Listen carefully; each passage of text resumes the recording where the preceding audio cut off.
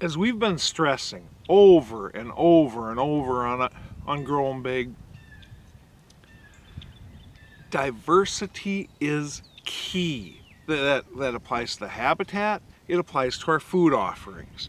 Okay, so what we have here right now is we have a handful of apple trees, handful of chestnut trees. That's good. That's great. The apple trees are split between early and late droppers.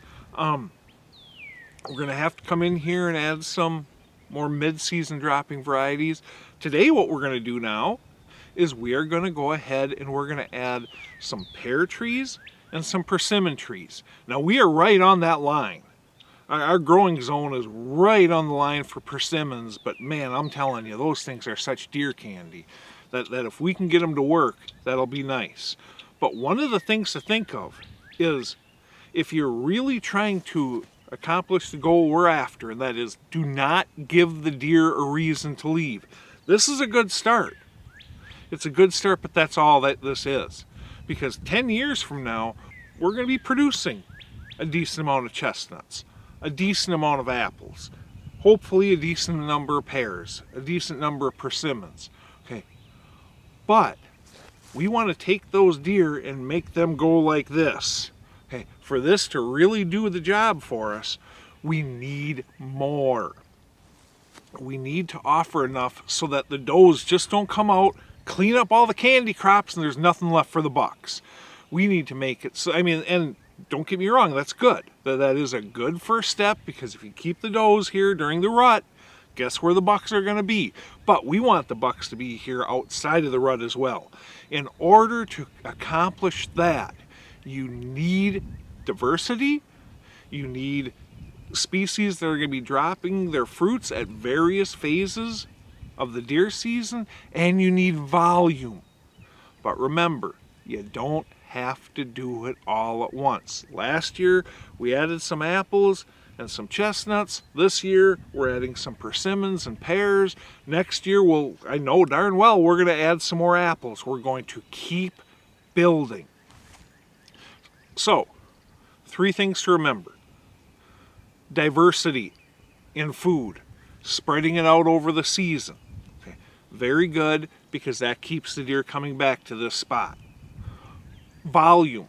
If you want to get the max out of something like this, you need to produce enough food that the deer don't just boom gone in 5 minutes every day.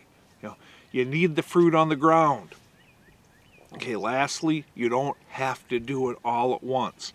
You just keep picking away at it, because guess what? If I don't do anything today, 5 years from now, I've got nothing.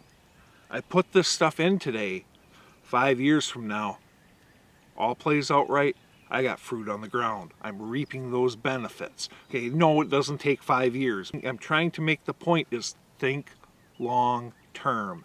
If you're planning on owning this property, most likely passing it on to your children, long term's the way to go.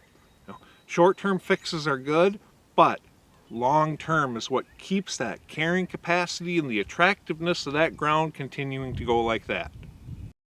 Growing Big is brought to you by Wildlife Research Center, the gold standard. Reconics, see what you've been missing. Antler King, bigger bucks, healthier deer. The Heater Bodysuit, you stay warm or your money back.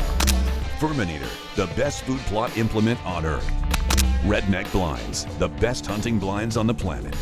Chestnut Hill Nursery and Orchards.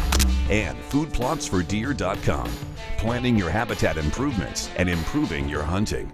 When you're planting fruit trees, what you want is diversity. Fruit on the ground throughout the entire season, and you need a sufficient volume of food. If you have those 3 things, what you do is you end up offering things that the neighbors can't.